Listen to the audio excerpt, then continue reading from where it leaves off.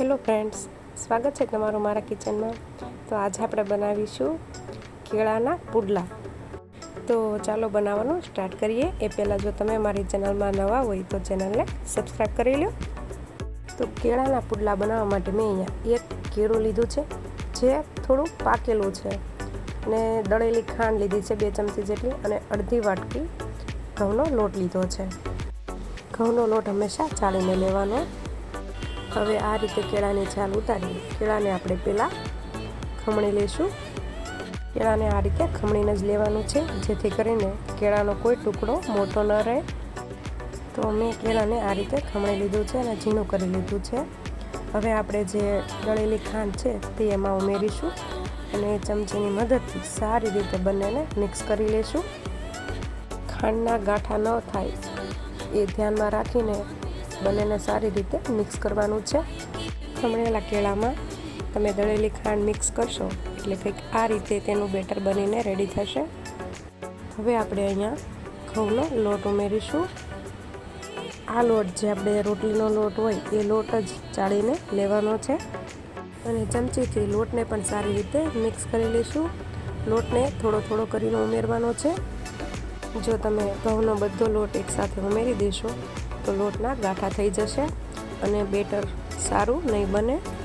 હવે આપણે એમાં થોડું થોડું પાણી ઉમેરતા જઈને એક સરસ એવું બેટર રેડી કરવાનું છે.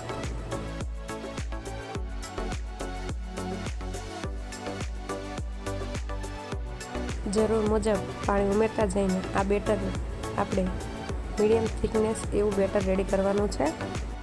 કેળામાં થોડી ચીકાશ હોય છે એટલે બેટર બનાવવામાં થોડી મહેનત લાગશે, પણ ચમચીની મદદથી આ રીતે હલાવતા જઈને બેટર બનાવશો તો એકદમ સરસ મીડિયમ થિકનેસવાળું બેટર બનીને રેડી થશે.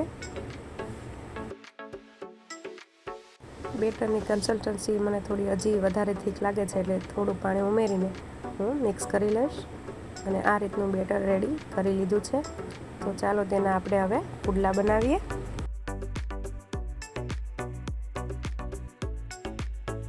પુડલા બનાવવા માટે મેં અહીંયા એક તવો ગરમ થવા મૂક્યો છે. તો હલકો ગરમ થાય એટલે આપણે ચમચીની મદદથી આ રીતે તેલ સ્પ્રેડ કરી લઈશું.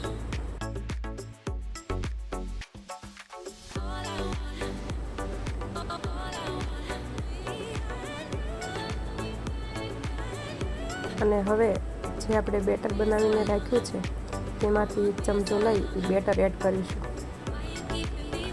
અને ચમચાની મદદથી થોડું થોડું બેટરને પાથરી લેશું. બહુ વધારે પતલું નથી કરવાનું. જો તમે વધારે ચમચાની મદદથી સ્પ્રેડ કરશો તો પુડલું આપણું તૂટી જશે. બસ હળવા હાથે થોડું એવું પાથરી લેવાનું છે. ગેસની ફ્લેમ આપણે અત્યારે હાઈ જ રાખવાની છે. થોડી વાર થશે એટલે પુડલામાંથી આ રીતે થોડા બબલ જેવું થવા લાગશે. અત્યારે ચમચીથી આપણે સાઈડમાં આ રીતે તેલ એડ કરીશું.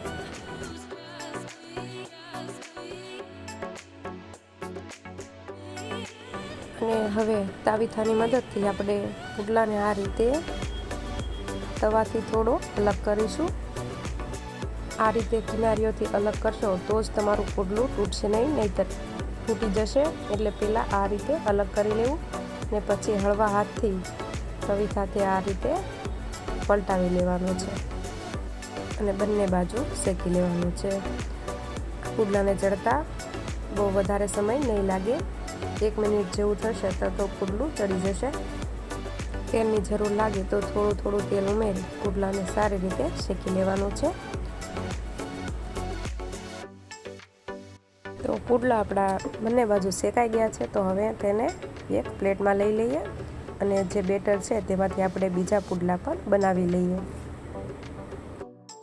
આ જ રીતે હું બીજા પુડલા પણ બનાવી લઈશ.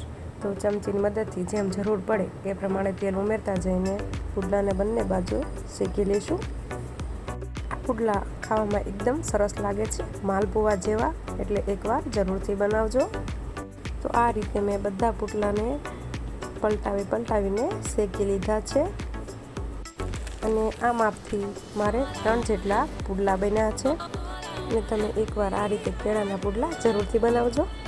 અને રેસિપી કેવી લાગી એ કોમેન્ટ કરી મને જરૂરથી જણાવજો. રેસિપી સારી લાગી હોય તો લાઈક કરજો, શેર કરજો, અને આવી અવનવી રેસીપીના વિડીયો જોવા માટે મારી યુટ્યુબ ચેનલને સબસ્ક્રાઈબ કરી બાજુમાં આપેલ બેલ આઇકન બટન દબાવજો.